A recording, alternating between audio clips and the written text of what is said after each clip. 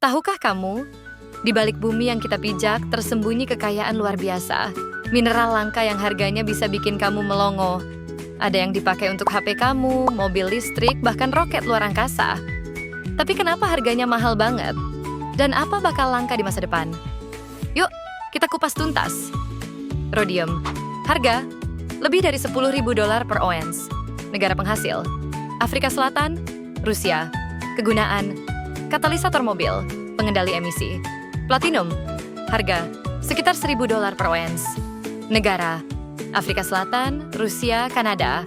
Digunakan di perhiasan, kedokteran, elektronik, litium.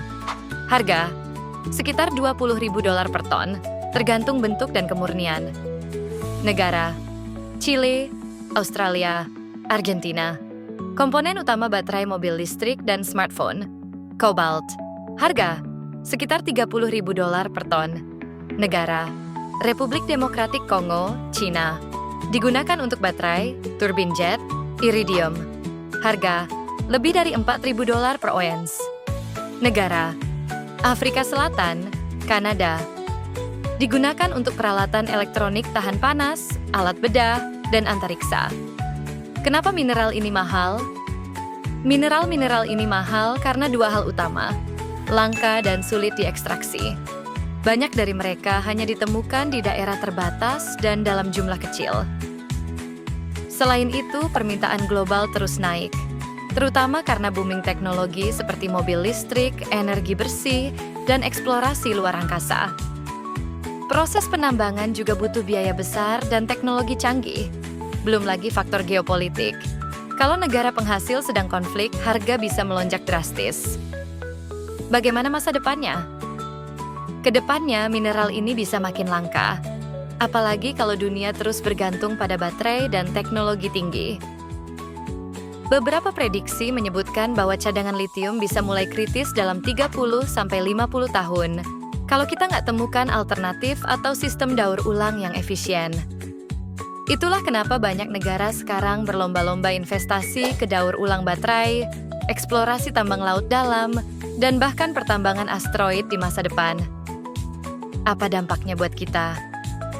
Kalau kamu pakai HP, laptop, kendaraan listrik, atau panel surya, kamu udah jadi bagian dari industri yang tergantung pada mineral langka ini. Artinya apa? Kita harus lebih sadar pentingnya efisiensi penggunaan sumber daya, pengelolaan limbah elektronik, dan dukung inovasi energi terbarukan yang ramah lingkungan. Setiap kali kamu buang HP rusak, kamu mungkin nggak sadar. Kamu sedang membuang emas, litium, dan kobalt. Tapi tenang, ada teknologi masa depan yang bisa menyelamatkan semuanya. Namanya daur ulang mineral. Kita hidup di era digital. Semua pakai baterai, dari HP sampai mobil listrik. Nah, baterai dan perangkat ini penuh dengan mineral langka. Masalahnya, cadangan mineral di bumi makin menipis dan penambangan baru makin mahal, merusak lingkungan, bahkan menimbulkan konflik sosial. Solusinya? Kita nggak harus terus gali dari tanah, tapi gali dari limbah. Teknologi daur ulang mineral sudah berkembang pesat. Berikut beberapa metode canggih yang digunakan. Pyrometallurgy. Mineral dipisahkan dengan suhu tinggi. Cocok untuk logam seperti tembaga dan nikel, tapi butuh energi besar. Hydrometallurgy. Gunakan larutan kimia untuk melarutkan logam dari limbah. Efisien untuk logam seperti kobalt dan litium. Ramah lingkungan jika dikontrol dengan baik. Bioleaching. Gunakan bakteri untuk makan logam dari limbah.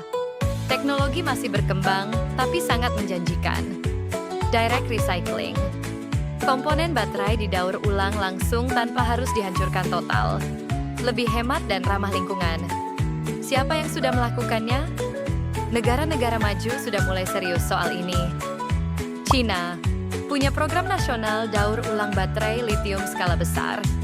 Uni Eropa mewajibkan produsen elektronik ikut serta dalam sistem daur ulang. AS, perusahaan seperti Tesla, Redwood Materials, dan Li-Cycle sudah mulai daur ulang baterai EV. Jepang daur ulang emas dari ponsel bekas untuk medali Olimpiade 2020.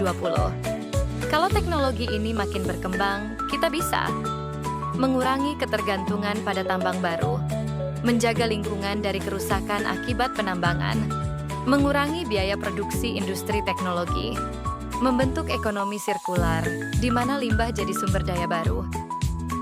Bayangin aja, HP rusakmu hari ini bisa jadi baterai mobil listrik besok. Tentu nggak semuanya semulus itu.